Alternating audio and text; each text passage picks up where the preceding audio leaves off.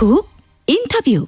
모두를 위한, 모두를 향한 모두의 궁금증 훅 인터뷰. 5월입니다. 가정에 따른 가족 모임도 많고요. 날씨도 좋아서 야외 활동도 늘어나고 있는데 조금 걱정이 되긴 합니다.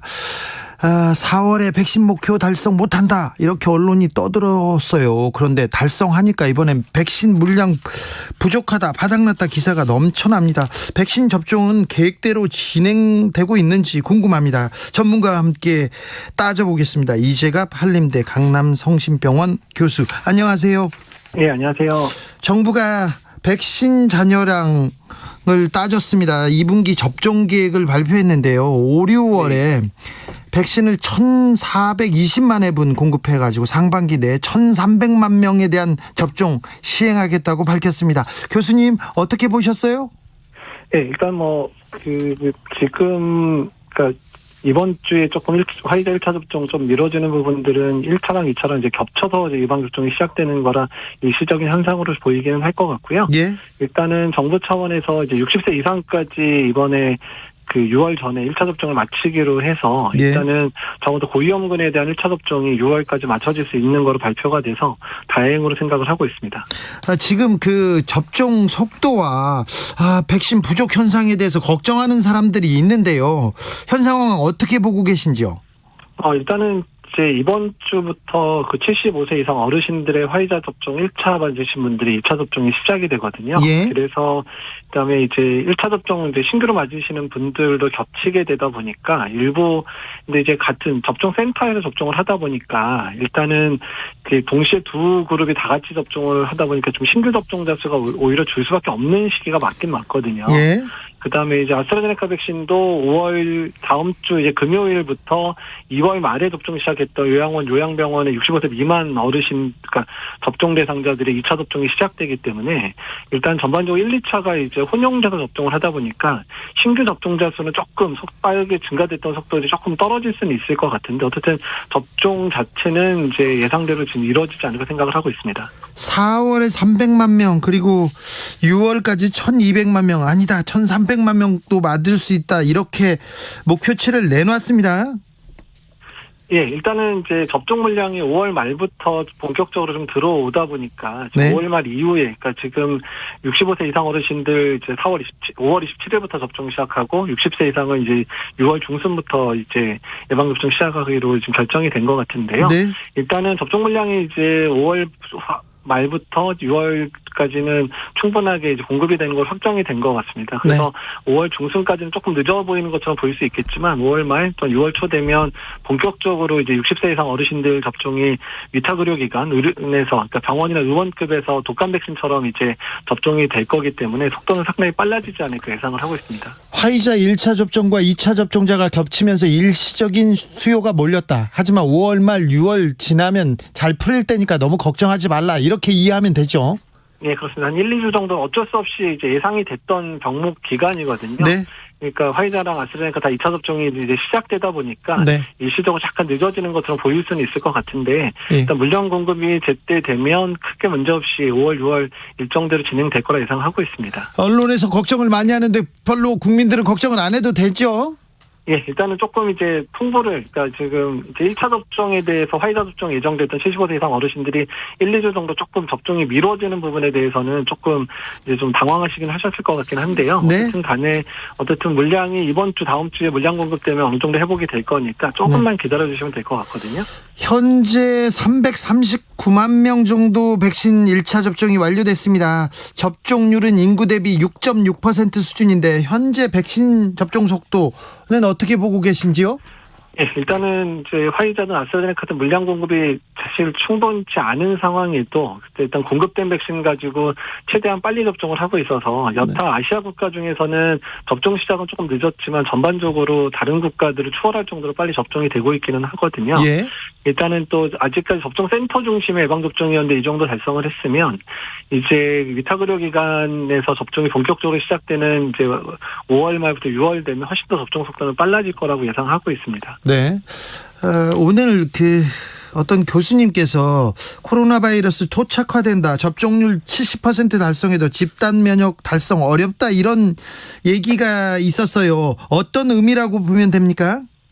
이제 집단 면역을 어떻게 바라보느냐에 따라서 좀 다른 이제 의미이기는 한데요. 접종률이 70% 달성이 됐었을 때 제일 중요한 부분들은 이제 우리 사회 내 취약한 분들이 이제 보호를 받게 된다. 이 부분을 상당히 강조하셨어요. 이 부분에 대해서는. 그래서 고연령군이나 고위험군에 대해서는 당연히 이제 사망자나 중증 환자가 많이 줄 거다. 다만 여러 가지 변이 바이러스라든지 또한 이제 젊은 층에서의 비접종자들 사이에서는 유행이 계속될 수 있기 때문에 완전히 종식되는 것처럼 이해하시면 안 된다. 이런 우려의 의미로 받아들이시는 게 맞을 것 같습니다. 아, 네. 근데 정부가 그 6월 달까지 1,300만 명, 그리고 11월 달에 집단 면역 달성, 이렇게 수치를 꼭 정할 필요가 있을까, 이런 생각도 해봅니다. 그러니까 일단은 너무 수치에 매이다 보면 이제 목표 달성 때문에 상당히 이제 예. 힘들어지는 분들이 생기거든요. 이 예. 부분들 때문에 그런 부분들도 생각해야 되고 또 이제 목표 달성이라는 부분들이 어떤 캠페인이나 캐치프레이즈 형태로 돼서 접종을 독려하는 형태로 쓰여야 되지 그게 무슨 절대시되는 것처럼 이제 접근을 하게 되면 좀 강압을 느끼시는 분들도 있고 또 업무를 수행하는 사람 입장에서 상당히 부담을 느낄 수 있거든요. 네. 그래서 일종의 접종률을 올리기 위한 캐치프레이즈 형태로 이제 그것들이 결정되어 있는 게 좋다고 생각을 하고 있습니다.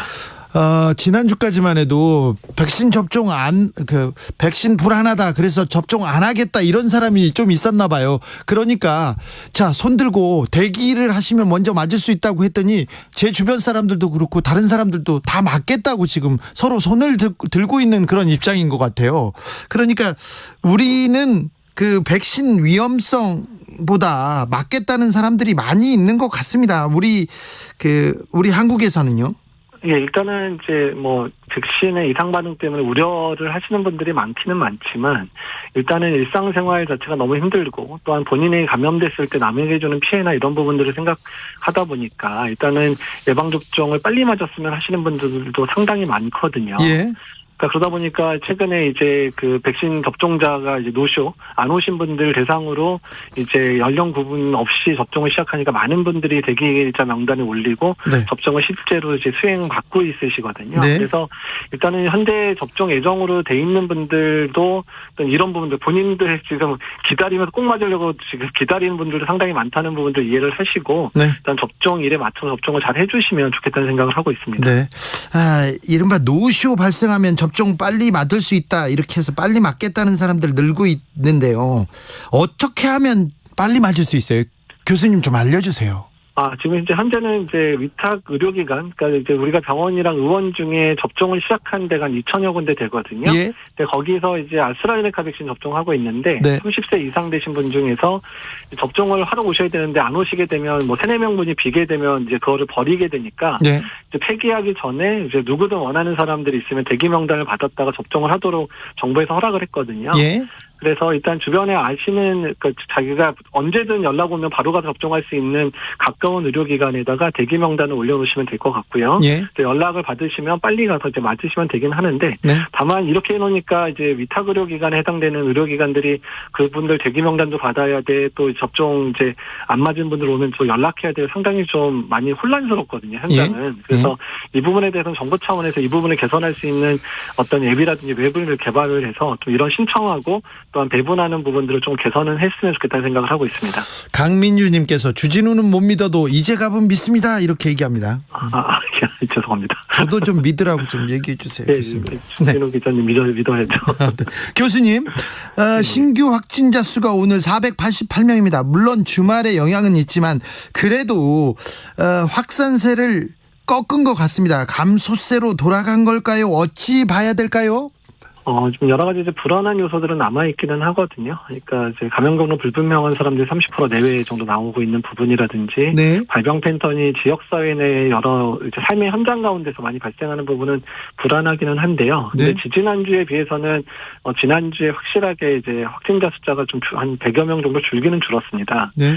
일단은 국민들께서 그만큼 노력을 해주셨다고 보거든요. 그러니까 정부가 단계는 못 올리더라도 국민들께서 약속도 좀 줄이시고 만남도 줄이시면서 가능했던 부분인데, 근데 어쨌든 불안한 요소들이 있기 때문에 언제든 이제 대규모 집단 발병이 생기면 언제든 확진자가 늘어날 수 있기 때문에 국민들께서 조금 더 노력을 해주셔서 조금 더 안정된 상황을 만들어 주셔야 백신 접종 자체도 잘 이루어질 수 있거든요. 그래서 조금만 허리를 졸라매 주시면 좋겠다는 생각을 하고 있습니다. 사회적 거리두기 3주 연장한다는 그런 그 보도가 나왔습니다. 5인 이상 사적 모임도 금지하고요. 이 조처에 대해서는 어떻게 보시는지요? 일단은 단계를 완화할 수 있는 상황은 아니었기 때문에 연장한 거는 다행으로 생각을 하지만 사실은 조금 더 확진자 수를 줄여놓으면, 그러니까 지금 이제 65세 이상 어르신들이 아직 접종을 마치지 못했거든요. 그래서 언제든 유행이 번지게 되면 이제 고위험군들에서의 중증 환자나 또 사망자도 발생할 수 있기 때문에 어떻든 간에 정부에서 못 올린다 그러면 우리나라는 국민들이 더 열심히 해주시니까 일단은 단계를 올리거나 어떻든 방역의 강화 조치가 이루어지지 않은 상황에서도 국민들께서 현명하게 행동을 해주시면 좋지 않을까 생각을 하고 있습니다. 3379님께서 백신은 주소지 지역에서만 맞나요? 이렇게 물어보는데요. 사실 그렇지는 않고요. 지금 아까 말씀드린 백신 접종 안 하러 오신 분들 같은 경우에는 일단은 이제 본인 근처, 직장 근처도 어디든 간에 신청을 해놓고 접종 다 가능하고요. 네. 다만 이제 접종 센터에서 접종을 하셔야 되는 분들, 65세 이상 어르신처럼 화이자 예방 접종하는 분들은 자기 거주지 주소하고 일치되는 곳에서 접종을 하게 돼 있는데, 만약에 다른 곳을 접종을 해야 된다면 보건소랑 상의하셔서 그 부분을 옮겨달라고 부탁을 하셔야 됩니다. 네, 알겠습니다. 아유, 명확해졌어요. 교수님, 서울 지역 학교에서는 이동식 PCR 검사, 유전자 증폭 검사 시작한다고 합니다. 이걸 추가 전파 차단, 선제적으로 차단하겠다고 하는 것 같은데요. 좀 효과가 있을까요? 예, 일단은 이제 검사의 문턱을 좀 더 낮추자라고 하는 취지로 결정이 된 부분이고요. 그러니까 일단 학교에 나왔는데 조금이라도 증상이 있어서 내가 확실하게 이제 걸린 게 아닌가 걱정되면 바로 검사할 수 있도록 하다든지, 아니면 내가 이제 증상은 없지만 이제 최근에 사람 많은 곳을 다녀왔는데 한번 검사를 해보고 싶다, 이런 이제 교직원들이나 학생들을 대상으로 시행하는 부분이기 때문에요. 일단은 이제 학교에서 잘 활용을 해서 일단은 잘 진행됐으면 좋겠다는 생각을 하고 있습니다. 자가 검사 키트를 판매한다고 합니다. 편의점에서도 자가 진단 키트의 효과는 어떻게 보세요? 그리고 주의할 점은 뭔가요? 사실 자가검사 키트 같은 경우에는 일단은 이제 특정 고위험 집단에서 정기적으로 검사를 해서 그중에 혹시라도 확진자가 나오는지를 이제 확인하고 그의 유행 상황이 확인되면 이제 전수검사 형태로 PCR을 돌려야 되는 이런 목적으로 사용되는 게 가장 적합하기는 하고요. 개인적으로 사용했을 때는 양성이 나와도 지금 선별진료소에서 검사를 받아야 되고, 내가 증상이 있는데 음성이 나와도 이게 이제 위음성이 많기 때문에 또 이제 어차피 증상 계속되면 선별진료소 가셔야 되거든요. 네. 개인적으로 활용할 때 상당히 주의가 필요하고, 어떻든 간에 의심되는 경우는 선별진료소에 빨리 방문하는 게 현재로서는 더 적합하다고 생각을 하고 있습니다. 네, 선별진료소에 빨리 가면 되겠네요. 증상이 있거나 내가 의심스러우면요. 네, 그렇습니다. 5월은 가정의 달인데 교수님 특별한 계획 있으신지요? 일단 가정의 달이더라도 이제 네. 가족들과 정말 가까운 가족들끼리만 시간을 보내셔야 될 것 같고요. 특히 어르신들이 아직 예방접종을 많이 못하는 상황이라, 네. 이제 어르신들한테 전파 상황이 벌어지게 되면 또 상당히 위험한 상황도 벌어질 수 있거든요. 예. 그래서 일단 이번 5월까지는 그래도 좀 어르신들과의 만남을 최소화해 주셔서 어르신들이 코로나에 노출되는 일들이 없도록 좀 해주시면 좋겠다는 생각하고 있습니다. 네, 5월까지는 조금 조심해달라. 네. 오늘 말씀 감사합니다. 예, 감사합니다. 지금까지 이재갑 교수였습니다. 나비처럼 날아 벌처럼 쏜다.